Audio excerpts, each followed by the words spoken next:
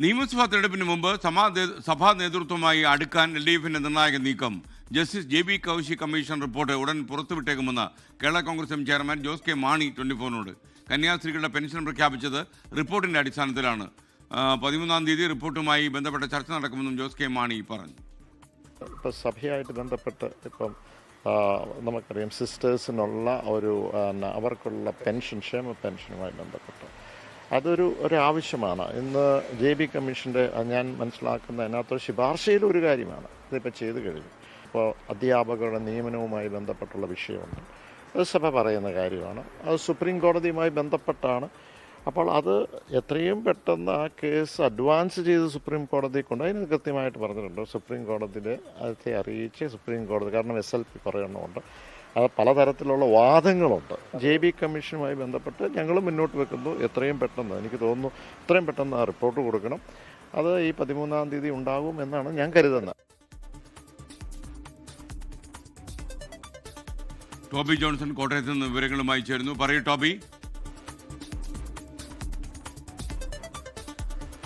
Good morning SKN. കഴിഞ്ഞ കുറേ നാളുകളായിട്ട് നമ്മൾ കണ്ടതാണ് വിവിധ വിഷയങ്ങളിൽ ക്രൈസ്തവ സഭ സർക്കാരുമായിട്ട് അകന്നു നിൽക്കുകയായിരുന്നു. കർഷകരുടെ പ്രശ്നമാണെങ്കിലും അതുപോലെ തന്നെ വന്യജീവി സംഘർഷത്തിലൊക്കെ വലിയ വിമർശനങ്ങളൊക്കെ ഉയർത്തിയതാണ്. എന്നാൽ ഇൻഫാമിന്റെ പരിപാടിയിൽ പങ്കെടുത്ത് ആ ഒരു അകലം സർക്കാർ കുറച്ചു കൊണ്ടുവരുന്ന കാഴ്ചയാണ് കഴിഞ്ഞ ദിവസം നമുക്ക് കാണാൻ സാധിച്ചത്. അതോടൊപ്പം തന്നെയാണ് സഭകൾ പ്രധാനമായും മുന്നോട്ട് വെക്കുന്ന മറ്റൊരു വിഷയമാണ് ഈ JB കോശി കമ്മീഷൻ റിപ്പോർട്ട് നടപ്പാക്കണമെന്നുള്ള ഒരു കാര്യം. അതിലെ ശുപാർശകൾ പലതും നടപ്പാക്കിയെന്ന് കഴിഞ്ഞ ദിവസം മുഖ്യമന്ത്രി വാർത്താസമ്മേളനം വിളിച്ച് പറയുകയും ചെയ്തു.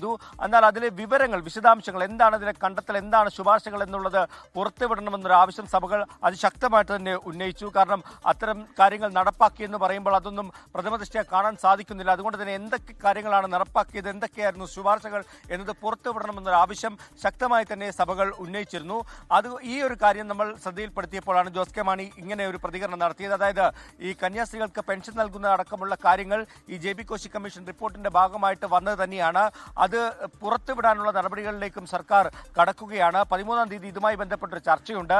കേരള കോൺഗ്രസ് തന്നെ ഇത് പുറത്തുവിടണമെന്നൊരു ആവശ്യം സർക്കാരിനോട് ആവശ്യപ്പെട്ടിട്ടുണ്ടെന്നാണ് ജോസ് കെ മാണി ഇപ്പോൾ നമ്മളോട് പറഞ്ഞിട്ടുള്ളത്. അതോടൊപ്പം തന്നെ സഭകൾ മുന്നോട്ട് വെക്കുന്ന മറ്റൊരു പ്രധാനപ്പെട്ട വിഷയമെന്ന് പറയുന്നത് ഈ ഭിന്നശേഷി സംവരണവുമായി ബന്ധപ്പെട്ടുള്ള അധ്യാപക നിയമനമാണ്. ഈ അധ്യാപക നിയമനത്തിലും കോടതിയിൽ കേസ് നിൽക്കുന്നത് കൊണ്ടാണ് സർക്കാരിന് ഒരു തീരുമാനത്തിലേക്ക് എത്താൻ സാധിക്കാത്തത്.